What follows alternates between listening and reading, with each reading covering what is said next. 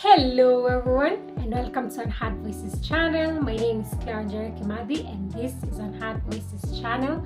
If you're new to my channel, kindly subscribe, like and share my videos, and tell a friend about Unheard Voices channel so that we can grow as a youth community. If you're a returning subscriber, you know what time it is. It's time to go deep into the video. For those who are my loyal subscribers, you know I post on a weekly basis and your girl has been trying to be so disciplined. But recently I did go for a Mombasa trip, for a school trip with my college, and I had cats. So if you're a college student and you're watching this, you know how cat week goes. You have to be busy 24/7. And as much as that sounds like a petty excuse as to why I did not give you guys another video for a month, it is still a valid excuse. No excuses allowed. But you will forgive me for not posting and taking so long to give you another video, and I know you've been waiting on me. Yeah, I know you've been waiting on me because we as a community just share positive vibes, positive energy while we're here. But to not go deep, to avoid getting so deep into my personal life, I just want to tell you the reason why I really delayed posting for you guys was just because of a lot was going on during the whole month. But from now on, moving forward, I'm gonna try so hard to be consistent with you all so that I avoid any type of time wastage, and also like to keep you positively coming vibes here, because the vibes. So I wanted to go deep into the video. I chose this topic because of my girlies who are lover girls in Gen Z. For my outside subscribers who don't know what Gen Zs are or who don't know what Gen Z is, sorry, that was a notification on my phone. For those of my audience that doesn't know what Gen Z is, it's just basically Generation Z. Being a lover girl, I love a person, I love a boy, I love a girl, but I'm gonna focus on the girlies. Being a lover girl in this generation is something different. I mean, from this type of level to this type of level of love and growing and just basically experiencing these things as a lover girl, it's hard. It's really hard. It's just nonchalant Olympics, guys and girls, and everyone wants to see who will win. You think you can beat them? Nope. There's someone who is more nonchalant than you. There is someone who barely cares and will prove it to you that they don't. And me being the lover girl that I am, it's getting toxic. It's not vibing. We're not happy. I'm not happy. So I decided to do Chronicles of a Lover Girl because I wanted to share my personal experiences of being a lover girl. Still am though, yeah, still am a lover girl. But my chronicles of being a lover girl, the challenges, the ups and downs, the good, the bad, the and basically just my general experience on the same. So let's dive into the video. So who is a lover girl? For my people who don't know what a lover girl is, that's basically somebody who has put love on a pedestal and really aims forward to experiencing the type of love maybe they see in movies, the type of love they read in novels, the type of love they have idealized for themselves internally. And the minute we don't get that, we're just like, oh, everything sucks, kumbe. Oh, everything sucks. Maybe it isn't always the case for everyone, but yeah, basically the shallow explanation of what a lover girl is. Now, being a lover girl in this generation, worst thing to do. You're literally putting yourself out there praying. If you're not literally praying, you're just hoping that you find the love that you truly crave for, which in most cases you don't, because the world is cruel. But in some cases you do get the love that you actually believe that's what love looks like. I believe that different people have their opinions of what love is. Maybe love for you is somebody buying you a gift. Maybe love for me is somebody spending their quality time with me. The 5 love languages, the love that you define love as, and maybe somebody else defines it as something different. So we have the 5 love languages, which number 1 is quality time, physical touch, acts of service, words of affirmation, gift giving, and gift receiving. For the ones who are fans of quality time, your girlie here, where's the crown? I love quality time. I love spending time with the people I love the most. I love spending time with my partner. I love spending time with people who make it worthwhile living. You know, if you know, you know. If you don't, you don't. So for us who love quality time, you know how hard it is to be a lover girl who loves quality time, especially. And like, I'm not ruling out other people's love languages. I just want to base mostly on what I experienced and what it felt like being a lover girl. And the other guy, or the guy A, was just like, that's not what we're doing here. That's not what is going on here. So let me break it down. Being a lover girl can be hard. I won't lie. I won't tell you that the love you're craving for doesn't exist. Yes, it does exist, and you'll find it.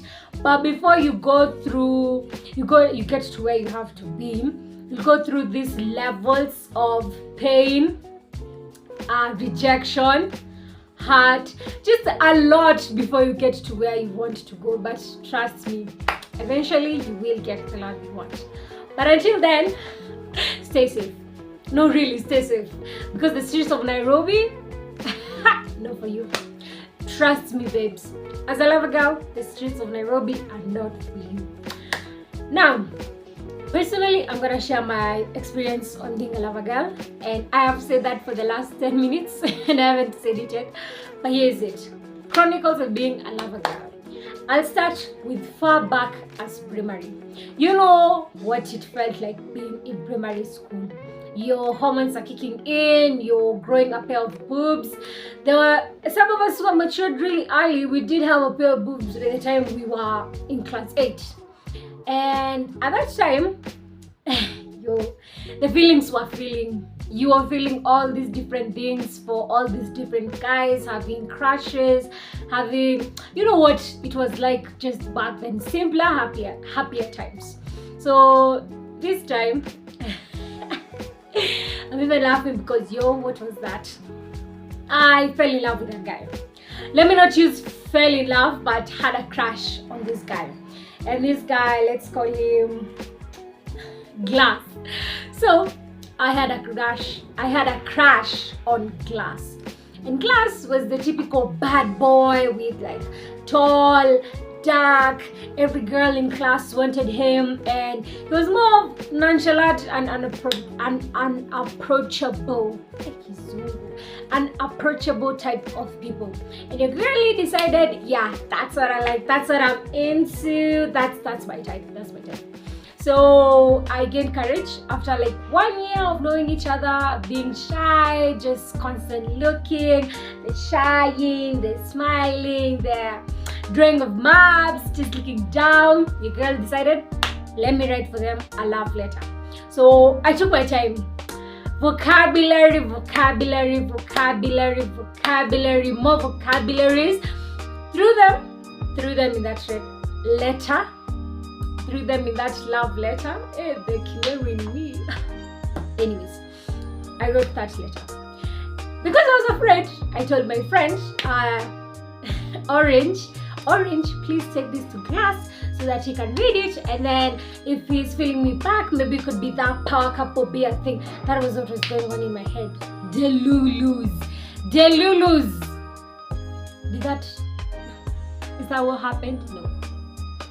This guy took my lovely written letter the following day in morning preps, didn't even have the courage to give me that letter back himself.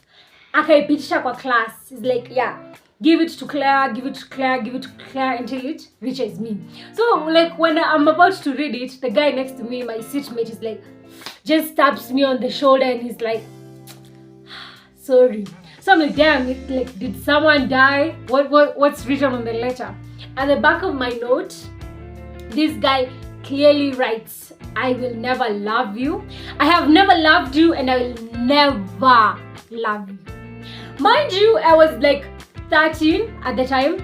Self-esteem was in the gutters. I was being bullied. I wouldn't date me back then too. So I gained enough courage, cried when everyone else was gone, because you have to hide from everyone. Hautaachilia machozi itoke tu mara moja when everyone is looking. So I just sit there and like sulk and just look down like, what was that? What did I do? What was the reason? Why did I do that to myself? Anyways, I took the letter, cried a good cry, took back my self-respect and never looked back. And the end of that year, I just spent it being single and working on myself and basically appreciating myself for coming how far I've come. But that was primary.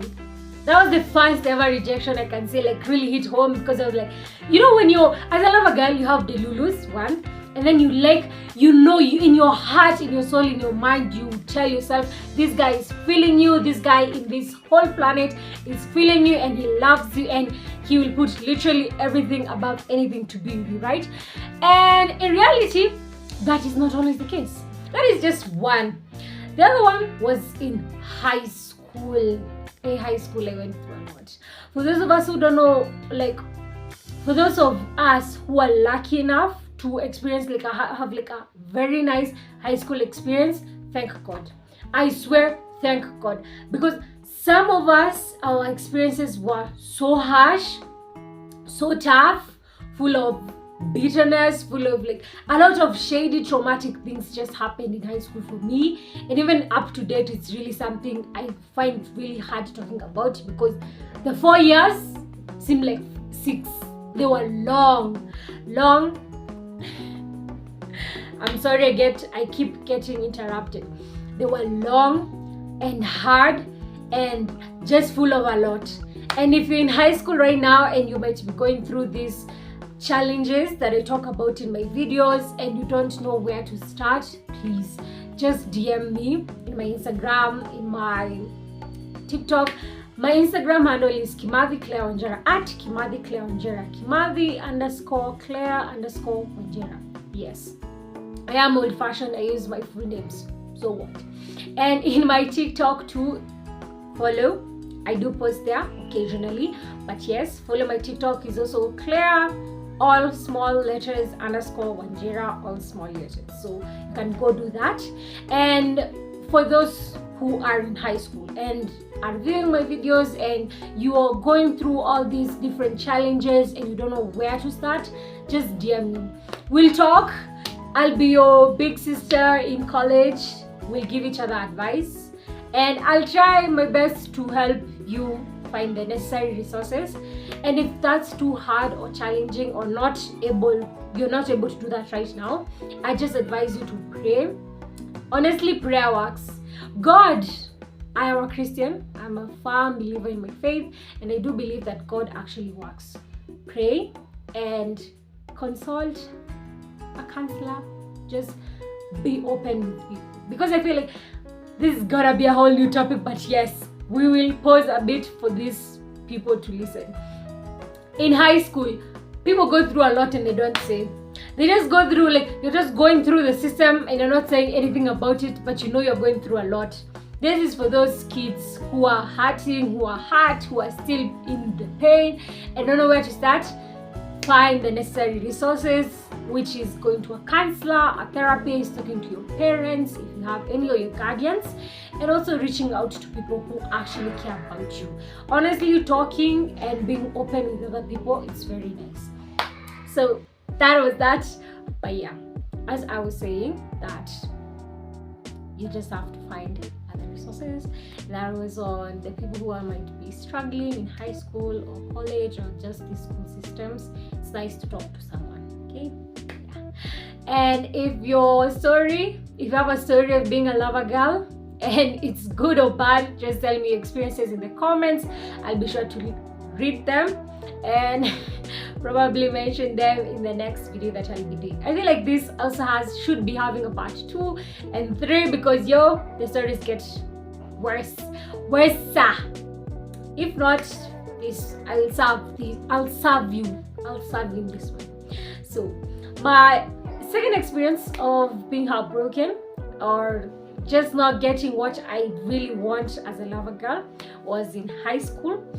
I started dating this guy. Yo, if you're watching this, yeah, may God be with you. May God be with you. Sometimes you even pray for people. You're not even wishing bad upon them or something. Just pray that they actually get better, or like God is with them, because there's a lot. So this guy, let's call him. Guys, I'm running out of items. Let's call him Pen. I wanna call him Pen. Yeah. Ken. Let's call him Ken because Ken looks like more of a boyish name than Pen. Yeah. So Ken, I started dating him by the end of like my third year, which is in Form 3 and Form 4. So I started dating this guy after I'd gotten out from a terrible relationship with someone else. And you know the way in high school that like these relationships are intense for some reason. It's like intense, fun and lovely, and you're like, you just want to throw yourself out there. You just want to throw yourself for this person because you're like, that's my person. I'm going to marry that person one day. You even maybe like, if you go to the point of even buying rings for each other, hey, yes. You know that stage. Don't deny you've been in that stage. Whereby you're even throwing yourself at this person because you're like, I'm going to marry that person. Mr. and Mrs. Whatever. What? If it ended in tragedy, I'm sorry. And if it did end that you actually got to marry that person, congrats. You're one in a million. It's a rare case, but be happy that you did. For the rest of us who are saying it's a lesson, a bad one, not a good one, the one unamiongo asiyefunzwa na mamaye ufunza na ulimwengu, ulimwengu will teach you. It will do the most. It will give even an assignment to go back home with. Anyways. So this guy, I started dating him in Form 3 and Form 4. And that time it was more of an online long distance relationship more than a physical one. So we used to talk a lot. But then again, I don't know what happened after he finished high school. So I was in Form 4, legal age at that time I was also 18. And then he had been done with like high school, just waiting your period like almost a year, university, which we don't talk about enough. Anyways, that's a topic for a different day. So that time started being distance. and you know in your heart, vitu ni mbaya when they start being distant. When they start like being shady. Oh, I was busy doing this. Yesterday I slept early. I was tired. You know those excuses guys give. Guys who are tired of you. If nobody is telling you right now, I'm sorry, sweetheart. I'm sorry, but yeah, hakupendi. He doesn't love you. And you don't have to be told by me or your friend or your other friend or your group of friends to tell you that this guy doesn't love you for you to realize it. But yes, he doesn't love you. And no, don't give me Claire. He's busy. He works. He lives here. He's doing excuses. That's what they are. If he wanted to, he would. And in my case, he didn't want to. And I was still there for 3 years. Yeah. Sad, I know. Sad. But this guy used to give me excuses on top of excuses on top of excuses as to why he couldn't text me, why he couldn't call me, why he wasn't communicating. And my lover girlies know that communication is key. You're angry with me? Tell me. You're sad with me? Tell me. You want to beat me up? Tell me. That sounds abusive. Don't stay in an abusive relationship. I'm saying this. When he wants to communicate, or if people who have issues with communicating, a major ache, a major turn off for me, because I need you to speak out on these issues. If you're going to make me keep second guessing, if you're going to make me second guess my every decision, I'm wondering where you at, what are you doing, with whom, with what, stop, immediately stop. So that's what I went through with this guy. I had to constantly beg. It was a bad time. Not beg, but it felt like begging. Because you know, when you're asking for someone's attention, you're asking for someone's time, you're asking for someone to do something for you, you always feel like you're begging. You know, even your internal self is like, hey, is it a must, by the way? Like, like, why are you forcing this guy to do things that he doesn't want to do? Because a good man who genuinely loves you will do these things. You won't be asking a good man who has good intentions for you, be like, can you call me? Can you text me? Can you communicate with me? Like, what's wrong? You don't have to feel like you're the insecure type who has to constantly ask these questions 24/7. And that will bring me to attachments, because I feel like as a lover girl, as a lover boy, we have serious attachments when it comes to the people that we choose to love. And your attachment style can either be anxious, avoidant, secure, or disorganized, which means you have a mixture of anxious and you have a mixture of avoidant, which honestly ruins the whole thing. If you want more, comment, so I make video about our attachment styles and how to heal your attachment styles.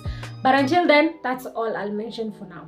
Don't be so attached to these people, because attachments really ruin us, because you'll be so immersed in this person that you lose your sense of self. And the minute you start realizing that you're really deeping yourself, like you're immersed in this person, you think about them 24/7, you don't want to be with them, you don't want to be like anywhere apart from being with them. Kizungu. Yeah, but you get me. Attachments are really unhealthy, because at the end of the day, you're not with this person for the right reasons, or you think you're with this person. There's such situationships. You think you are in a relationship. No, it's not a relationship. It's a situationship where both of you want each other. No, you think you want him, or you do, but he doesn't want you, or vice versa. It's always us. It gets worse. Trust me, it gets worse. Anyways, back to the story. It felt like I was begging this person, did all I could to manage, but no. In the end, it always comes crashing down, because he was the avoidant type and I was the anxious type. And as ironical as that sounds, one always chases the other, and that is avoidant being chased by the anxious one, because the anxious type will always be like, where are you? What are you doing? Who are you with? Or if they don't do all that, they refuse to communicate, you always asking questions like, what did I do? Don't forget to like my videos, subscribe to my YouTube channel, and also follow my socials in Instagram and in TikTok. I'll see you in the next video of part 2 of Chronicles of Being a Lover Girl in Kenya. Your stories matter, so please share them in the comments, and don't forget to leave a like. Till next time. Bye.